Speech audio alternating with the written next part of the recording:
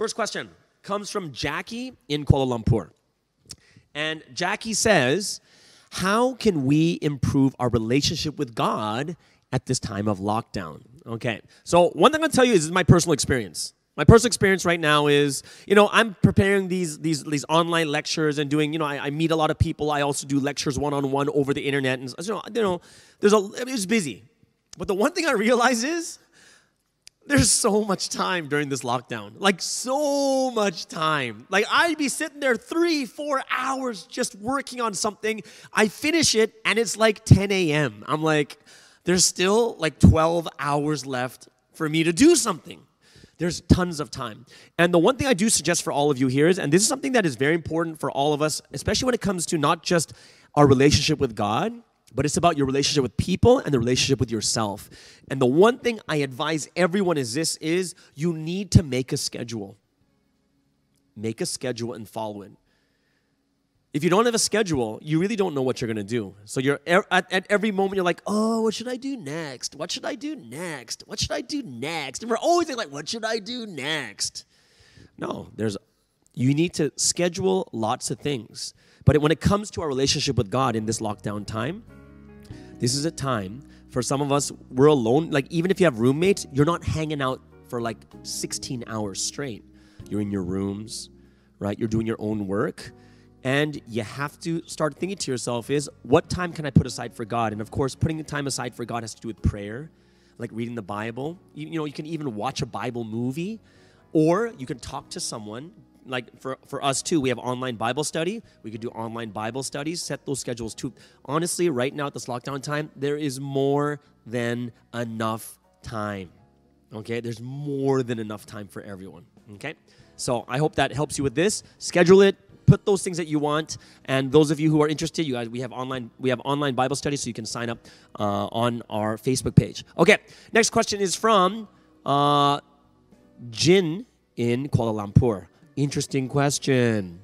Wow, this could be a really tricky one. And he said, and it says, is the coronavirus a judgment of God?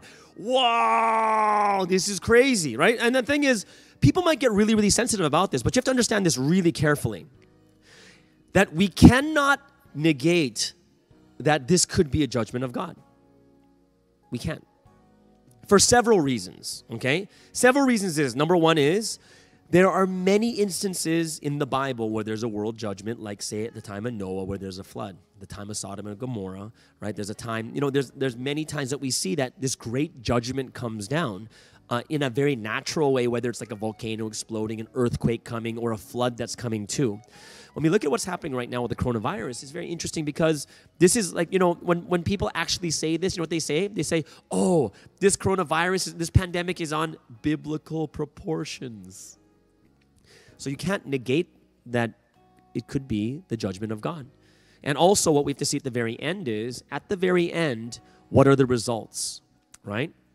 So one thing interesting is when I looked into China was very interesting because I was looking at some reports, and just last year and ever since 2 years ago, China's been persecuting Christianity. So let's say if it's for people who have faith, like believe in the Christian God, do you think God would stand by for like years and years and just watch his people get persecuted and even killed and jailed, right? The last two videos I saw was the Chinese government destroying churches, church buildings, right? Now, am I saying it is? Well, we have to look at, like I said, it's happened before, and also we have to look at what are the results. And this is something that we all have to pray about. So I really hope that everyone too, we don't want to look at this in any insensitive way, but we really have to look and not just say, is it or not, but kind of look at all the results that are happening and see, wow, could this really be or not? And we need to pray about this too. Wisdom tells us we should pray.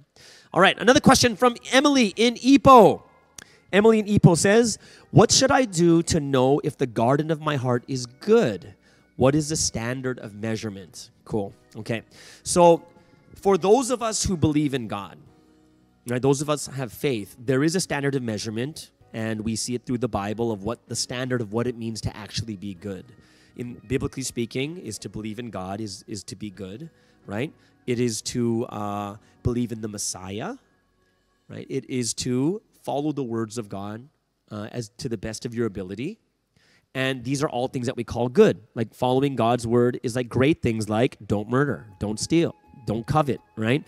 Listen, honor your father and your mother. These are all things that we see as, oh, okay, these are all things about being good. So it really depends on what your standard is. One of the hardest parts is when people don't believe in God, one of the hardest things is it's hard to find a standard.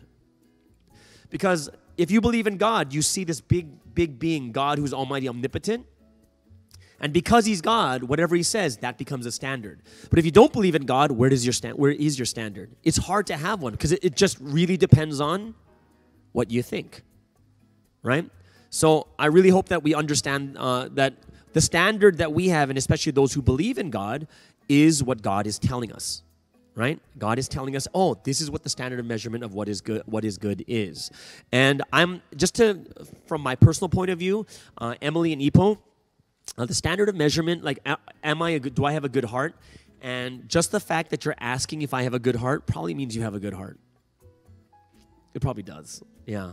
People who really want to know, yeah, and we do bad things in our life, but also the Bible says that people who are good, even though they make mistakes, they come back to God. They get back up and they come back to God. So just because you do something wrong doesn't actually mean you're a bad person. But when we come back to God, we repent and come back, this is why we're good. Okay. All right. Another question from Yan Lan Lo. Yan Lan Lo. From PJ, right? From Petaling Jaya, I am assuming. And the question is, what happened to the garden when Adam and Eve got kicked out? So here's the thing. As we went into the couple of verses in the beginning, in Genesis chapter 3, verse 24, this verse says that there's an angel guarding the east gate, right? And is guarding the east gate, not allowing anyone to go back into the garden. So if this was a literal garden, like literally, then we should be able to go to Iraq. We should be able to go there and see the garden and see the angel there with the flaming sword. Like, ha, ha, ha, oh, don't come in, right? Like, we should be able to do it. However, there's nothing there.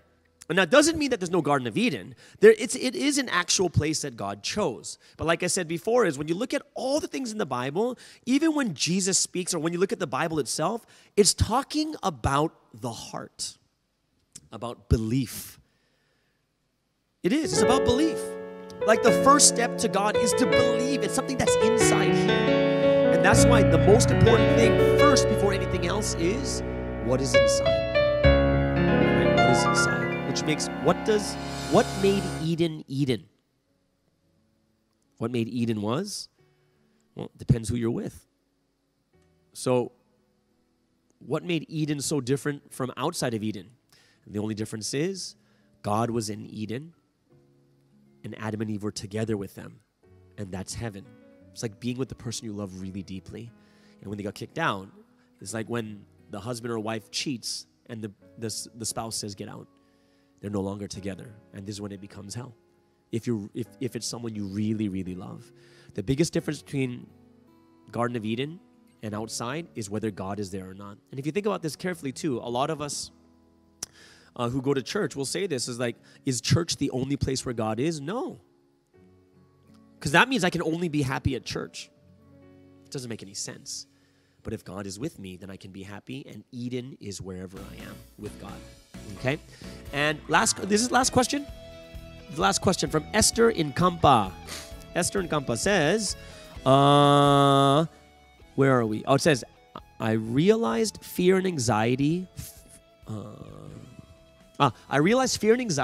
forced themselves into the garden of my heart. How do I kick them out? I miss peace. That is a great question, and we talked about this on Saturdays. We have bubble talks too, and we talk about anxiety and how to get rid of these different types of things. And a lot of it has to do with, well, there's two sides to everything, but one thing that people really struggle with is kind of their perceptions, whether it's about themselves or their perceptions of how other people see them. And this causes a lot of anxiety and fear. And this is why one of the things I really recommend, and this is not only just me recommending because I'm a pastor, but also because there are other scientists who've made tons of research on how prayer and meditation affect the brain.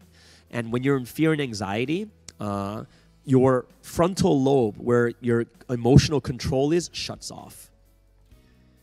And you're just stressed. and it all floods into your heart. In those moments, a couple exercises I will tell you that will really help you out. Number one is breathing exercises. And one good one is breathe in for 4 seconds, slow 4 seconds, breathe out for 4 seconds, and then hold it for 2 seconds, and then do it again. And you're going to slow down your heart rate. And then after this, the next best thing you can do is, for someone who has faith, pray. Pray and say everything, right? Because I know one thing is, I've had this experience, there's so many experiences that we have, but sometimes we just need to let it out. And when we say it and we let it out, we feel better after it. But pray and receive God's grace, and receive God's love. For those who may not have faith, try to meditate or try to pray. But one thing that prayer meditation does, it does ignite the frontal lobe. Okay, so I hope that is something that will help you out too, and we'll look into anxiety and fear in another Bible lesson or one of the bubble talks we have on Saturdays. All right, thank you so much, Esther. I'm very grateful, guys, that you guys have joined today for the Lockdown Tuesday. I hope you guys really understood and had a good time with today's Bible story, and I hope it was meaningful and fun, but most importantly, it's relevant to today's time. All right, everyone, have a wonderful day, and we'll see you next week again on Lockdown Tuesday. Bye-bye.